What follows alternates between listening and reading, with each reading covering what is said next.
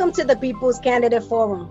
Joining us now is community educator and organizer Tomas Ramos, candidate for Congress in District 15. Thank you for your interest in representing this community. Let's begin. I will start off with an icebreaker question.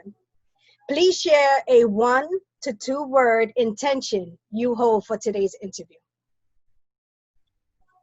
Informative. First question. Thank you. The South Bronx has been disproportionately impacted by the COVID-19 outbreak. With public health officials forecasting a potential second wave, what will you do if you are hired to respond to this ongoing crisis? So I will continue doing what I've been doing and serving my community through the Bronx Rising Initiative, which I founded in early March prior to Governor Cuomo shutting down the state. We were able to raise and bring in over $3 million for our community to increase ICU beds to save lives. We brought over 20,000 N95 masks for first responders, frontline medical staff, and I've already built those partnerships. So I will continue doing that work as the next member of Congress and bringing in these financial resources that are extremely important and vital to combating COVID-19 for hospitals in particular, and continuing to serve and build ICU capacities and PPE for medical staff. Thank you. In regards to criminal justice reform and jails, Congressman Jose Serrano has stood with a large contingent of community members who oppose the city's plan to build a new jail in Mont Haven. What is your position on this plan, which would put the new jail on a plot of land already earmarked by the community for an affordable housing development? And what have you done, or what will you do to advance your position on this? So there's a much larger issue, which has to come down to education and bringing in more resources for social services.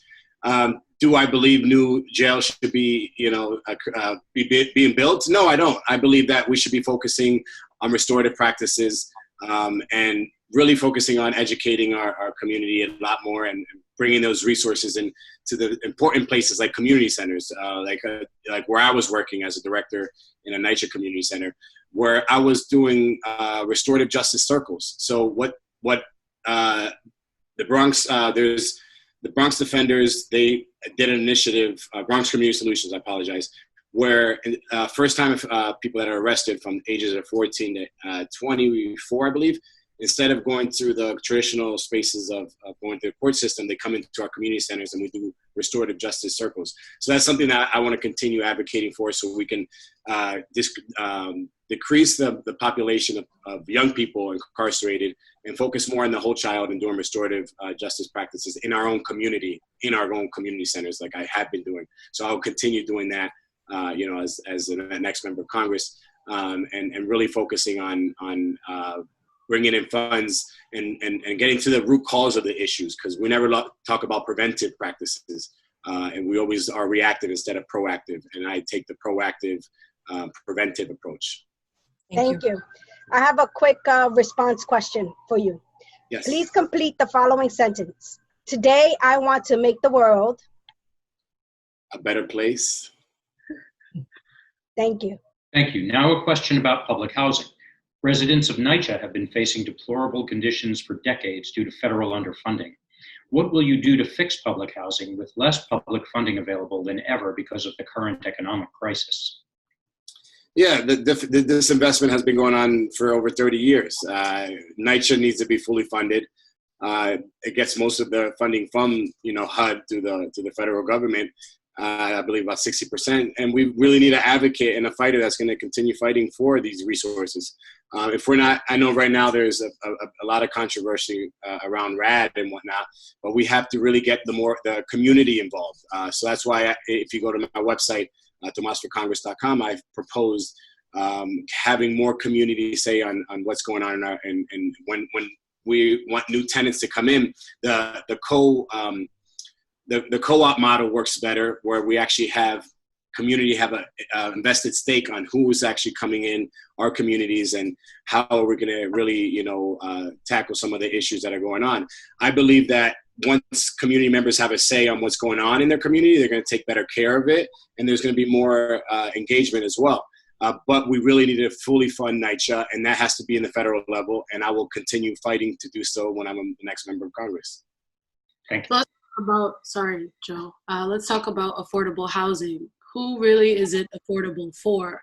Community members in the 15th district have embraced community land trusts, which would take property off the speculative real estate market to develop deeply affordable housing. What specific actions will you take to ensure affordable housing and home ownership for the people of our community? Yeah, we have to reform the AMI first and foremost. You know, we should not be in the same category as Westchester or Long Island because our median income is just not the same. So that's a federal level policy that needs to be completely reformed so we can actually create affordable housing for our community. That's fundamentally needs to change. And then the other part is working with state and local officials so we can create a more sustainable, affordable housing model for everybody. Thank you. Thank you. In regards to arts and culture, a majority of the creative workforce, meaning artists in all disciplines, are freelancers and or seasonal workers. COVID-19 has resulted in a dramatic loss of income for them. What would you do to help creative workers overcome these challenges? Yeah, they've been left out of the stimulus package. Even with the HEROES, stimulus that's about to get passed, hopefully gets passed. A lot of them have been left out. The only other option that we can create right now, if we don't have the Senate support or the President's support, is bringing in public-private partnerships which I have done and shown tangible outcomes. We have to create another fund where we're bringing in corporations that can actually distribute, bring in money to our communities. Like Bank of America just allocated $1 billion to our low-income communities to combat COVID-19 and people that are not getting the resources that are needed. So I want to be that person that's able to facilitate and bring these private funds into our community, which is much needed, facilitating it in a manner that our families that are struggling really, really get it. Thank you. Thanks. The next question is about small business. Small businesses in the district were already hurting because of rent hikes, the influx of big box stores, and online sales. Now with the latest crises, COVID and looting, they have fallen further behind. What would you do to restart small business and promote entrepreneurship in our district? Yeah, so it's twofold. Right now, small businesses need to reopen. They need the capital, access to capital to really get going. Congresswoman Ayanna Pressley has a bill on the floor that I will champion when I'm the next member of Congress, and making sure that it really gets passed, because what this bill entails is $250,000 grant for small businesses that employ 10 employees or less. These are the policies that we need to get passed in Congress so our small business owners can get the capital to continue functioning. The other piece is that we really need to start bringing education when it comes to entrepreneur and financial literacy into our communities as well. I, as a program director at the Bronx River Community Center, I created I developed my own curriculum around financial literacy, but we have to really start bringing it to all of our communities, bringing it to all of our schools, and implementing it in a holistic way where we're actually, targeting not only just the children, but the parents alike as well. Because when I talk about the cycle of poverty, it continues repeating itself because our families aren't able to educate their children at home, and our public schools don't have the funding to really, educate the whole child. So we really have to make financial literacy a key piece of legislation to implement in our community centers, in our public schools, across the board, because we're not getting the education when it comes to entrepreneurship and financial literacy and understanding how the economics works in our communities. How specifically would you provide teeth to the community-driven solutions that have been articulated over the years by many of the organizations hosting this forum and others you have recently engaged? How would you provide? I'm sorry. How would you provide? How specifically would you provide teeth to the community-driven solutions that have been articulated over the years by many of the organizations hosting today and others you may have recently engaged? So I come from the nonprofit world. This is the biggest problem. We all work in silos. There's so many organizations doing amazing work, and we are just working in different areas and not really collaborating. We really need to start bringing unity. We really need to start coalition building and working together to solve a lot of these issues. When there's a nonprofit organization that's doing good work in the South Bronx, when it has to do with like dance or arts, why can't we collaborate and leverage each other's resources? We are not working together when it comes to nonprofit, bringing the politicians, bringing in churches. We have to bring all these stakeholders in these conversations so we can actually make effective change. What tends to happen is a lot of people try to dictate on where our funds need to be allocated to.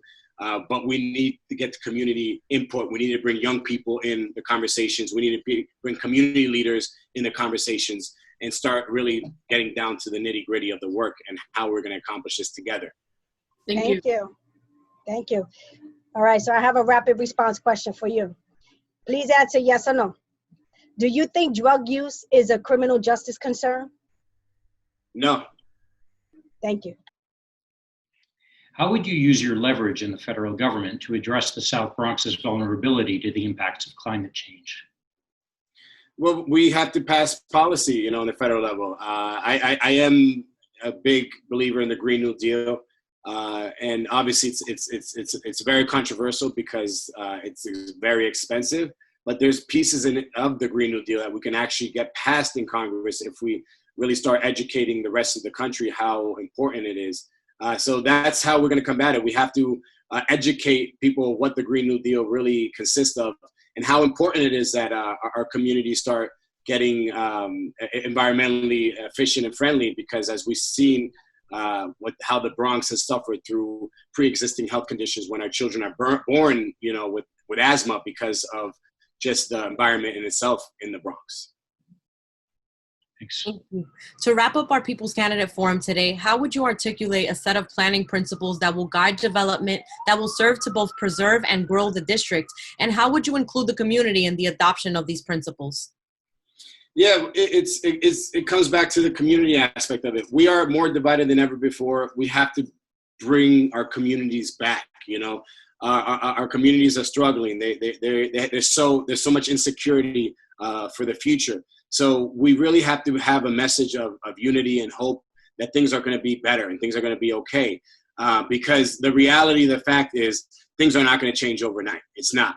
We have to really, really change our education system. We really have to create affordable housing and create jobs in our community so people can actually get back to work and providing for their families. When it comes to systemic racism, our criminal justice system has been oppressing our communities when it comes to job creation.